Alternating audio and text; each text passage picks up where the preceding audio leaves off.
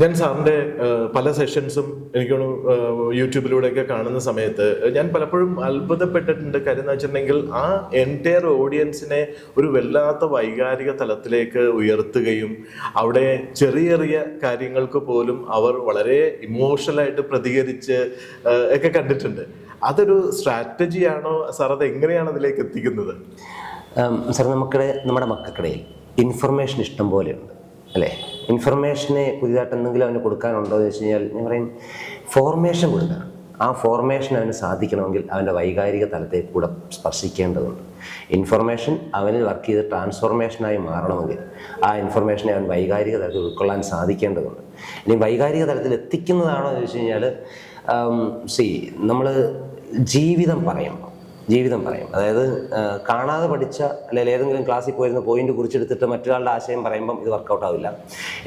നമ്മുടെ പേരൻറ്റിങ്ങിൻ്റെ 2 വീഡിയോ കണ്ടിട്ട് പോയിരുന്നു പറഞ്ഞാൽ ശരിയത്. നമ്മൾ ജീവിച്ചൊരു ജീവിതം, ആ ജീവിതം ഇങ്ങനെ നമ്മൾ കൺവേ ചെയ്യുമ്പോൾ എനിക്ക് സാറിനോട് കഥ പറഞ്ഞു തുടങ്ങിയാൽ സാറിനും എനിക്കും തമ്മിൽ പറയാൻ ഒരുപാട് കാര്യങ്ങൾ കോമൺ ആയിട്ടുണ്ടാവും. ഇതിൽ നമ്മളെ പരസ്പരം സ്വാധീനിക്കുന്നതും നമുക്ക് പരസ്പരം ഇങ്ങനെ പറഞ്ഞ് ചിരിക്കാവുന്നതും കരയാവുന്നതുമായ കാര്യങ്ങളുണ്ടാവും. അങ്ങനെ പറയുമ്പോൾ സംഭവിക്കുന്നതാണ്. അങ്ങനെ ഞാനൊക്കെ ഒരു 38 വയസ്സ് വരെ ഞാൻ ജീവിച്ച ജീവിതത്തിനിടയ്ക്ക് കടന്നു വന്ന പച്ച യാഥാർത്ഥ്യങ്ങളെ അങ്ങനെ പറയുന്നതേ ഉള്ളൂ.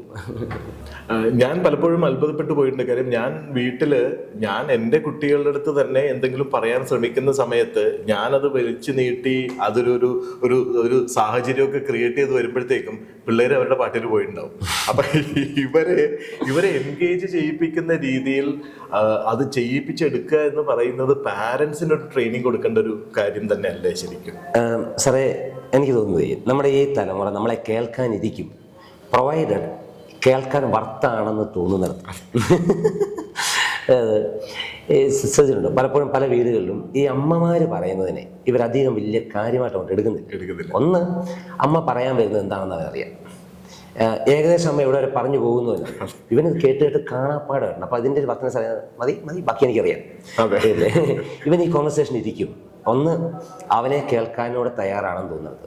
2, ഈ പറയുന്ന കാര്യത്തിൽ നിന്ന് എനിക്ക് എടുക്കാനോ അല്ലെങ്കിൽ അമ്മ മനസ്സിലാക്കിയിട്ടോ ആണ് സംസാരിക്കുന്നത് എന്ന് തോന്നുന്നത്. അതായത് അമ്മയ്ക്കിത് പറയാൻ ഇപ്പം ഇൻസ്റ്റാഗ്രാമിലെ ട്രെൻഡുകളെ പറ്റി ഒരു ഇൻസ്റ്റാഗ്രാം യൂസറായ ജെൻസിയോട് ഞാൻ സംസാരിക്കണമെങ്കിൽ മിനിമം ക്വാളിറ്റി എന്താണ്, ക്വാളിഫിക്കേഷൻ എന്താണ്? എനിക്കൊരു ഇൻസ്റ്റാഗ്രാം വേണം, എനിക്കൊരു ഇൻസ്റ്റാഗ്രാം വേണം, എനിക്ക് അതിൻ്റെ അകത്ത് അത്യാവശ്യം ഫോളോവേഴ്സ് വേണം, അതിൻ്റെ അകത്ത് ഞാൻ വീഡിയോ ചെയ്യുന്ന ഒരാളായിരിക്കണം. അപ്പോൾ അങ്ങനെ ഒരാളിൽ നിന്ന് അവൻ കേൾക്കാനിരിക്കും. അപ്പം എനിക്ക് തോന്നുന്നത് അതാണ് സാറേ. അവൻ കുറേ മനുഷ്യരെ കാണുന്നുണ്ട്. ആ മനുഷ്യർക്ക് അവനേക്കാൾ വലിയ മനുഷ്യരാണ്, വീട്ടിലുള്ള മനുഷ്യരെക്കാൾ വലിയ മനുഷ്യരുണ്ട്. അപ്പം ഞാനിതൊക്കെ എന്നെ കേൾക്കാനാ എന്നൊരു സാധ്യത അതുകൊണ്ട് അതൊരു പ്രശ്നമുണ്ട്. പിന്നെ 2, റെപ്പറ്റീഷൻ. നമ്മൾ ഈ പറഞ്ഞുകൊണ്ടിരിക്കുന്ന കാര്യങ്ങളൊക്കെ തന്നെയല്ലേ. 3, ഏതാണ്ട് ഇതൊക്കെ തന്നെ ആയിരിക്കും വരാൻ പോകുന്നത് എന്നുള്ളൊരു മുൻധാരണ. റാദർ ദാൻ ദാറ്റ്, ഈ നമ്മൾ പറയുന്നതിനെക്കാട്ടിലുപരി അവനെ ഉത്തരങ്ങളിലേക്ക് എത്തിക്കുന്നത് നല്ലതായിരിക്കും എനിക്ക് തോന്നുന്നു. Open ended questions. ഇങ്ങനെ ഒരു സാഹചര്യമാണെങ്കിൽ അതിലെന്തായിരിക്കും ബെസ്റ്റ് ഓപ്ഷൻ, നീ ഒന്ന് എനിക്ക് പറഞ്ഞു തരാമോ? എടാ, ഇങ്ങനൊരു സാഹചര്യമുണ്ട്, ഈ സാഹചര്യത്തിൽ എന്ത് ചെയ്യുന്നതായിരിക്കും ബെസ്റ്റ്, നീ ഒന്ന് പറഞ്ഞു തരാമോ? ആ കോൺവെർസേഷൻ അവന് ഇട്ടുകൊടുത്താൽ അവൻ പറയുന്ന ഉത്തരം അവനോട് നമ്മൾ പറയേണ്ട ഉത്തരമായി മാറുന്നത് ഞാൻ പലപ്പോഴും കണ്ടിട്ടുണ്ട്. അത് കൗൺസിലിംഗ് റൂമിൽ ഞാൻ ചെറുതായിട്ട് പ്രയോഗിക്കുന്ന ടെക്നിക്കാണ്.